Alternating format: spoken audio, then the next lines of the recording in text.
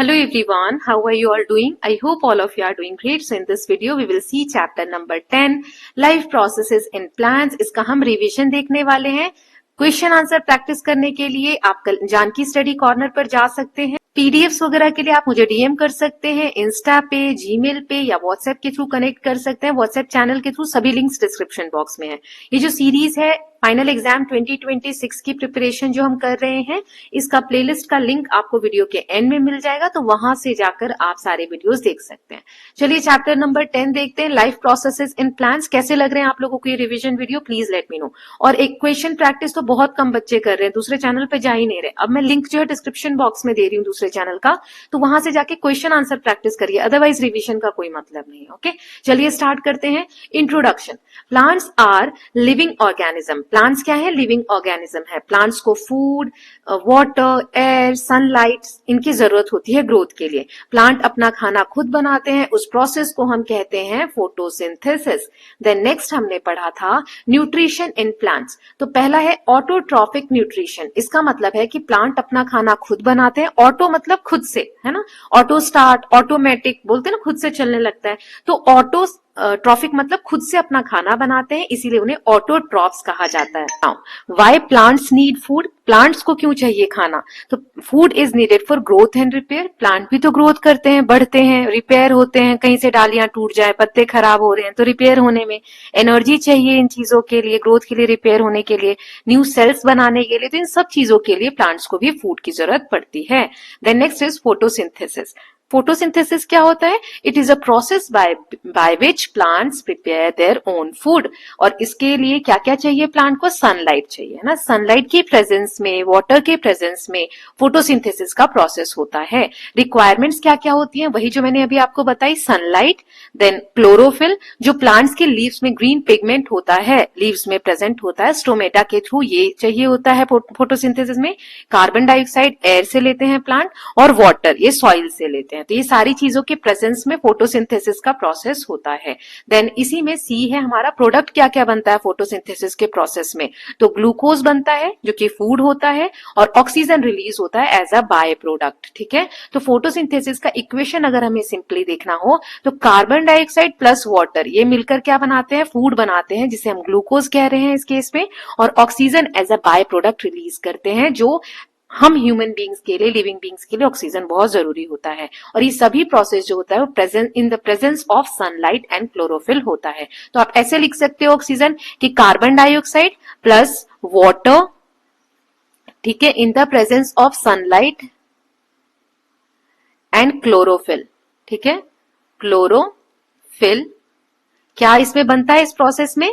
तो यहां पे हम बोल सकते हैं ग्लूकोज, यानी कि फूड ब्रैकेट में लिख दो, और प्लस ऑक्सीजन, ये बाय प्रोडक्ट होता है। ठीक है, तो ये पूरा जो पेज अभी तक हमने पढ़ा फोटोसिंथेसिस से रिलेटेड, वो इस एक लाइन में हम समराइज कर सकते हैं।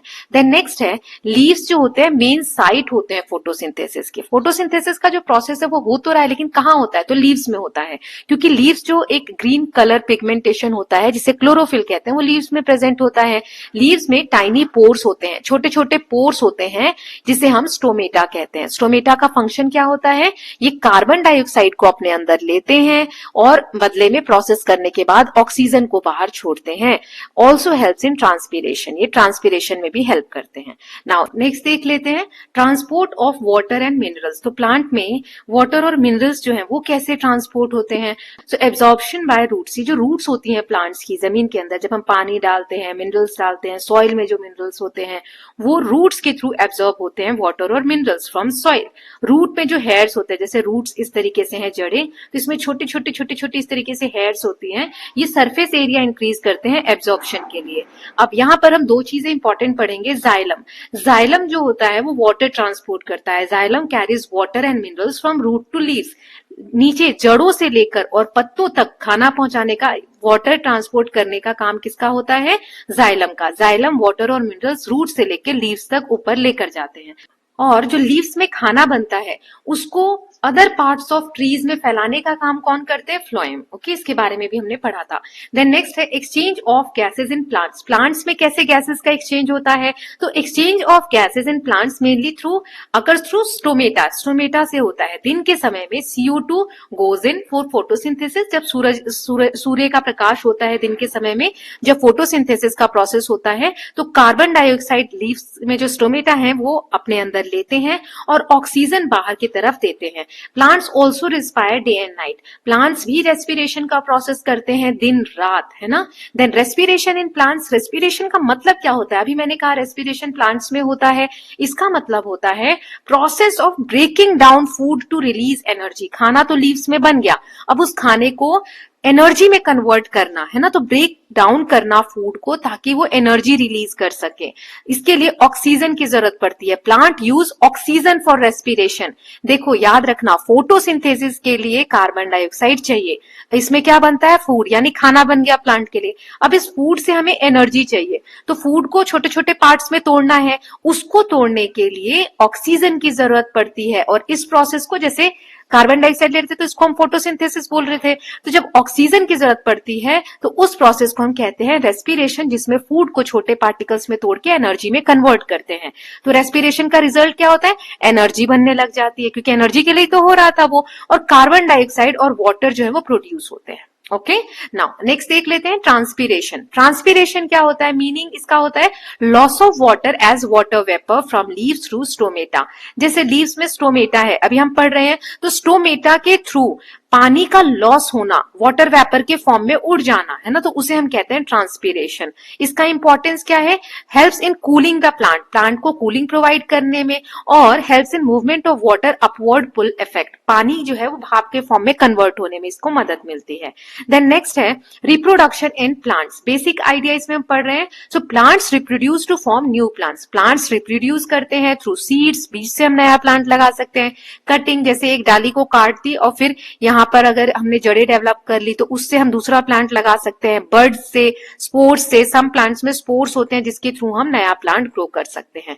Then at last quick revision point इस चैप्टर की हम बात करें तो प्लांट्स आर ऑटोट्रॉप्स। प्लांट्स क्या है? ऑटोट्रॉप्स, अपना खाना खुद बनाते हैं। कैसे बनाते हैं? फोटोसिंथेसिस के थ्रू। फोटोसिंथेसिस के प्रोसेस में क्या होता है? CO2 और वाटर को सनलाइट और क्लोरोफिल के प्रेजेंस में ये प्रोसेस करते हैं, और इससे हमें ग्लूकोज यानी एनर्जी और ऑक्सीजन रिलीज होता है। Oxygen release during photosynthesis.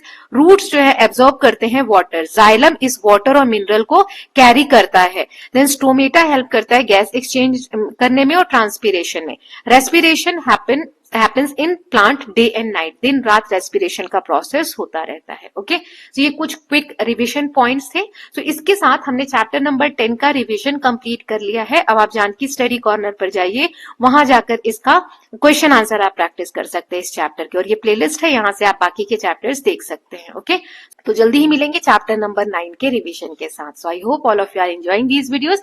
If you are doing so please like and share it, and don't forget to subscribe the channel for more such videos. Thank you so much.